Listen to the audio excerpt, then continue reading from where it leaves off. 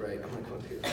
Okay, so I don't have any cool Puff Daddy videos like Joe, but what I do have really quick is a story for you guys. It's gonna lead into what I'm about to get to in a minute. So like you said, I'm on the wrestling team, and my senior year just actually ended, my senior season. So I want to share with you one of the experiences that kind of changed my faith life a little bit. Helped me realize something. It was my sophomore year at districts. And for those of you who don't know, sometimes you're faced with the challenge that in sports, it's whether you win or lose and your whole season is on the line. That's what it was like for me. I was facing an opponent that I've already faced twice and he beat me both times. Now, I am not a big guy by any means, but this dude, like, if John Cena had a kid and he went straight from the womb onto the mat, that's what I was wrestling. Yeah, I'm not kidding. Like, I'm not kidding. This dude he was a monster. And I just said, his name was Roy. So we got out on the mat, and for those of you who don't know what a wrestling match is like, there are two anklets in the middle of the ring. There's a red and a green, and that helps like the ref and the scorekeepers know who gets the points. So I went out and I went down and I got my anklet and I looked up and I was making sure to see if he was looking at me or not. So I walked back, I go over here, and I put on my anklet and I did something that I've never done before, ever in sports. I made a quick sign of the cross and I said a quick prayer, and I went back out on the line. I saw everybody, my whole team on the line. I saw everybody, I saw my coaches, I saw my mom, and I saw my dad.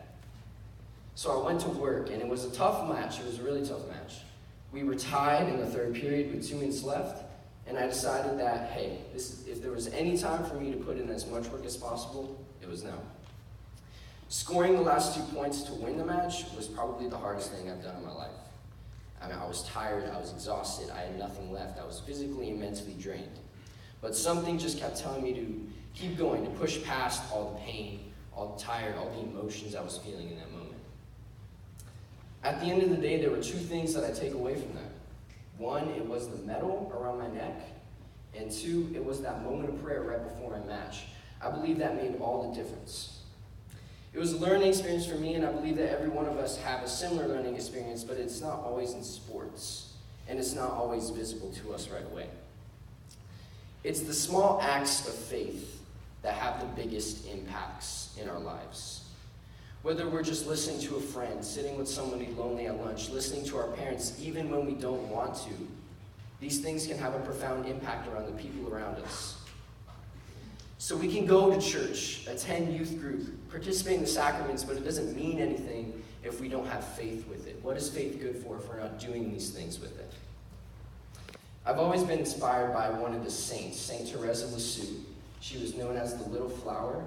She was 5'3", but she was the tallest in her family, and she put her faith into action in such a way that it rocked the world. We all have that same power, each and every one of us in this room. We are the generation that's going to put faith into modern society. It's not just going to become an outlier, it's become the normal. So I encourage you guys, actually let's do something really quick. If you're interested in sports, raise your hand and keep it raised. Video games, raise your hand. Arts and music. Look around at all the people who raised their hand. Your friends, people you don't know. We are all passionate about different things, but if we can take that passion and put it into action, we can accomplish feats that rock the world, even at such a young age. I encourage you to add one more passion to your list. I encourage you to add faith. Faith is the most important thing that we have in our lives. Even when everything else is lost, we should still have faith. So I want you guys to right now, look at your name tags really quick. There is a little verse from Mark, chapter 9, verse 23. It says, everything is possible to the one who has faith. See, I bet you didn't notice that when you first got it, but I did. So, what I want to point out is Mark's choice of the word everything. Normally, in a regular English language, you would say, anything is possible to the one who has faith. But Mark is saying, hey, yeah, you can do any one thing with faith, but why do just one thing when you can do everything?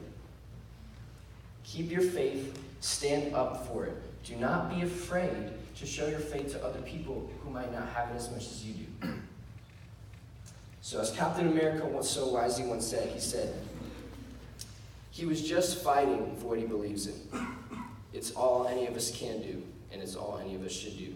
Thank you. My name is Elijah Bishop.